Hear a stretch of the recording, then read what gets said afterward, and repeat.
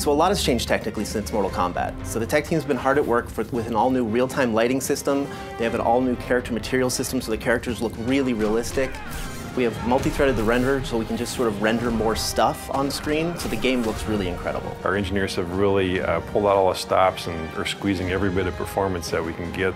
In comic books, the characters are very bold and bright and graphic because you're dealing with hand-drawn imagery, whereas in our game we have the ability to render materials and a lot of details. So what we're trying to do is make these characters feel as if they've stepped off the page. You can see the leather and the metal and the rivets and all the things that make their costumes have dimension and weight in the real world. A lot of the action in Injustice is over the top. We have people grabbing cars and throwing them at people. We have people bouncing off objects all around the arena, and there's nothing more cinematic in the game than our super moves. Our super moves are these really big kind of blockbustery events that would probably blow out the budget on a summer blockbuster. So our mantra for this game has always been, this is the big blockbuster summer movie that you've always wanted to see with superheroes. The environment choice in Injustice is just as important as the character choice. We have several interactable zones spread out among each one of the environments, and they're not cookie cutter, they're not placed in the exact same place for each environment. So depending on your style of gameplay, you're going to want to pick an environment that kind of eases towards your style of gameplay. We have multiple levels on many of the arenas as well, and every time you play the game, it's going to be a little bit different. The button layout has changed in Injustice from Mortal Kombat.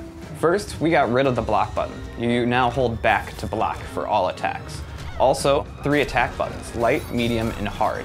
So the additional button we call the character trait button, and that's a specific attack designed to showcase each character. So in the case of Nightwing, he uses the button to switch between his Kali stance using Kali sticks and his staff stance where he uses a staff, and there's completely different attacks.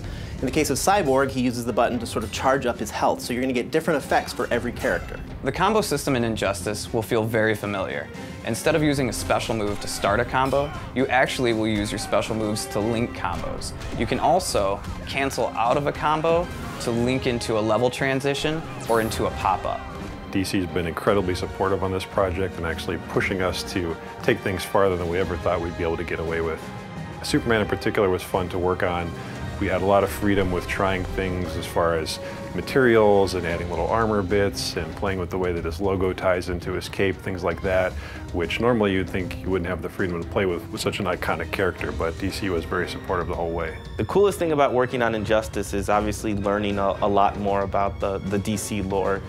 DC has such a wealth of information and such a wealth of knowledge about their characters that it's really fun to kind of pick the brain of working with them and figuring out what would make their characters fit in kind of the NetherRealm universe. You know, if Superman had to fight in a hand-to-hand fight, what would he do? What would Catwoman do in that kind of situation?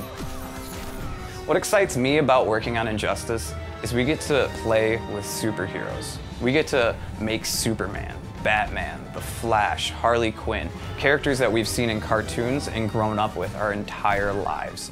So to put fighting styles to each one of those characters and special moves has been really a privilege. Working on Injustice has been very exciting.